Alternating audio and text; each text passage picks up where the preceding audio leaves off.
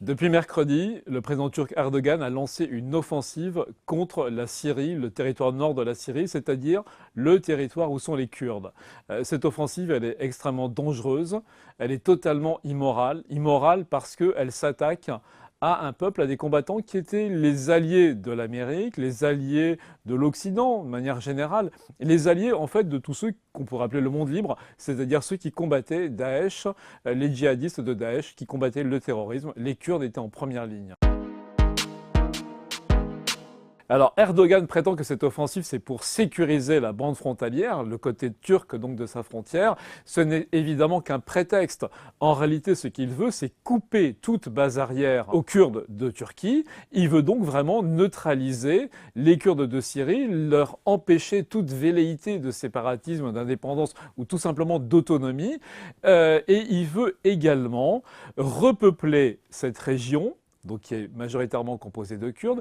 Il veut la repeupler avec de très nombreux Syriens, des Arabes syriens, qui sont réfugiés en Turquie, donc qui vivent dans de mauvaises conditions en Turquie, ce qui pose d'ailleurs des difficultés, il faut le reconnaître, aussi bien aux réfugiés syriens eux-mêmes qu'à la population turque qui habite dans ces régions, qu'à la Turquie, qui compte un grand nombre de réfugiés. Donc depuis mercredi, l'armée turque bombarde, il y a des bombardements aériens contre des villes et des villages de cette région, de cette bande qui fait pour l'heure environ 100 km de long sur 30 de profondeur. Évidemment, ça pourrait s'agrandir au fil des jours.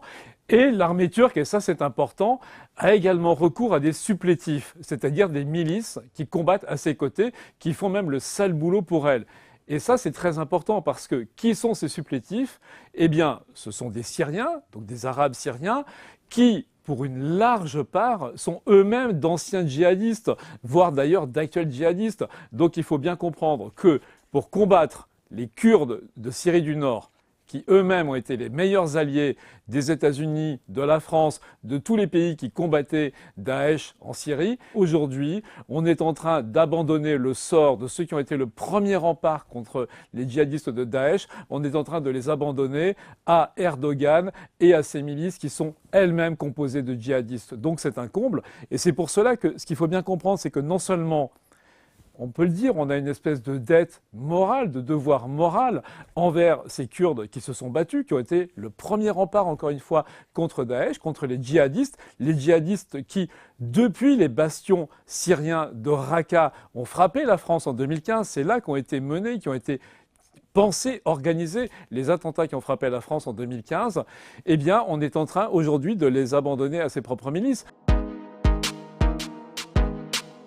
Ce qui a déclenché cette offensive, c'est le feu vert qui a été littéralement donné par l'Américain Donald Trump à Erdogan dans ce projet. Pourquoi un feu vert? Il faut savoir que dans ce territoire stationnaient des forces spéciales américaines, des soldats américains assez nombreux, qui étaient là non pas pour protéger les Kurdes, qui eux-mêmes sont des combattants, mais enfin qui n'ont pas un armement comparable ni à celui des Américains, ni même, et de très loin, à celui de l'armée turque. Pourquoi est-ce que les Américains étaient là? Parce que on sait que les Turcs ont eux-mêmes, depuis toujours, un problème de dissidence, de séparatisme de la population kurde qui est en Turquie.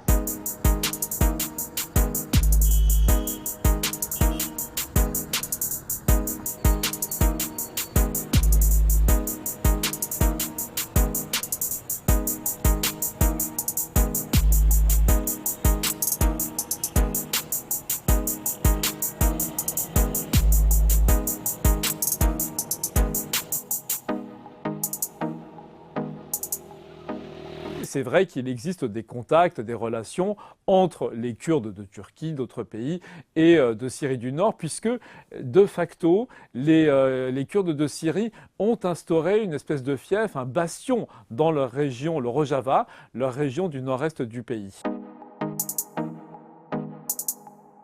Eh bien, c'est une possibilité. Bien sûr, l'État islamique, EI, les forces de Daesh, certes, elles ont été non pas anéanties, mais décomposées, vaincues dans cette région, donc en Syrie du Nord, comme en Irak.